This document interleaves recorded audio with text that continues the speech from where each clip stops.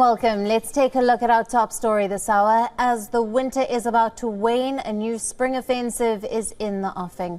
The war in Ukraine is likely to get more intense. On one hand, Russia is vowing to push harder, while the West is doubling down in its support to Ukraine. The Western allies are in a huddle in Europe and have pledged weapons worth billions to Kyiv. There are missiles, heavier guns, tanks, armoured vehicles and more ammunition which are on their way for the Ukrainian forces. The big question, which way will the tide change in the Russia-Ukraine war, which is in its 11th month?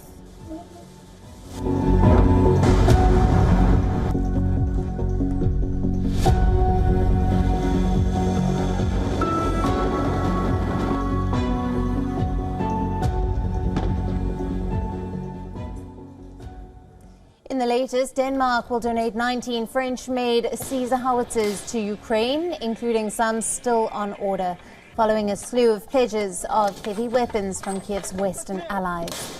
Britain plans to send 600 Brimstone missiles to Ukraine to support the country in its fight against Russia. Sweden has announced a new package of military aid to Ukraine.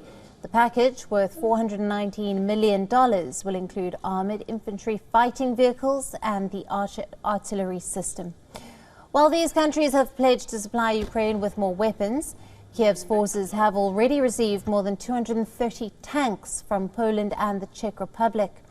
The UK has agreed to provide 14 Challenger 2 tanks to Ukraine. Other than tanks, Ukraine has received other forms of combat vehicles. The US has sent more than 2,000 vehicles, including mine-resistant ambush-protected vehicles and Humvees.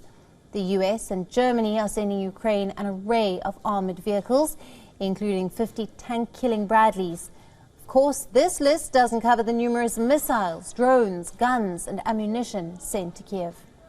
All of this comes after the Ukrainian president urged the West to supply Kyiv with more arms and ammunitions as soon as possible, saying this would help guarantee the security of Ukraine and Europe.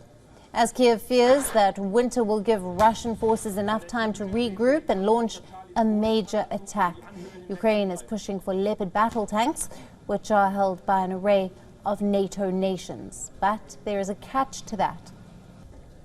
After Germany's approval, the transfer of those tanks will be possible.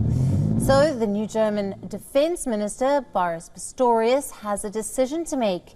He must decide whether or not Germany and other Western allies will send Leopard 2 tanks to Ukraine. Ukraine's allies have been putting pressure on Germany to supply the tanks.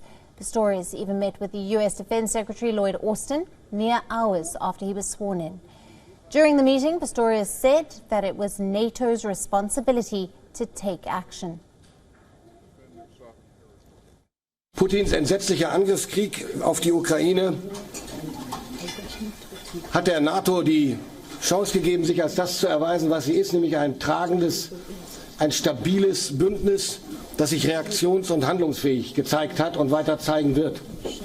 Dafür bin ich sehr dankbar und insbesondere deshalb, weil dieses Fundament, auf dem die NATO steht und auf dem das Bündnis steht, eines ist, das sich an gemeinsamen Werten orientiert, an einer gemeinsamen Strategie, gemeinsamen Vorgehen und gemeinsamer Verantwortung. Fearing the hesitation from the West, Ukraine says, and I quote, "It's time to stop fearing Putin and send the much-needed modern tanks to his war-torn country," unquote. But why exactly is Germany hesitant to send the tanks to Ukraine?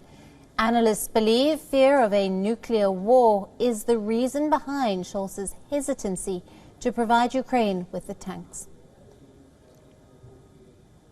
Chancellery is enormously afraid of nuclear war, and they perceive they're the prime target for that. I don't know how this strange perception is carrying about. It's sometimes I have a bit of the impression that Scholz has lost sight of the fact that Germany is actually part of NATO alliance. So he's mentally not westbound. But as Kyiv waits for those tanks to be supplied to them, Ukraine says it is paying in lives as a tank debate drags on.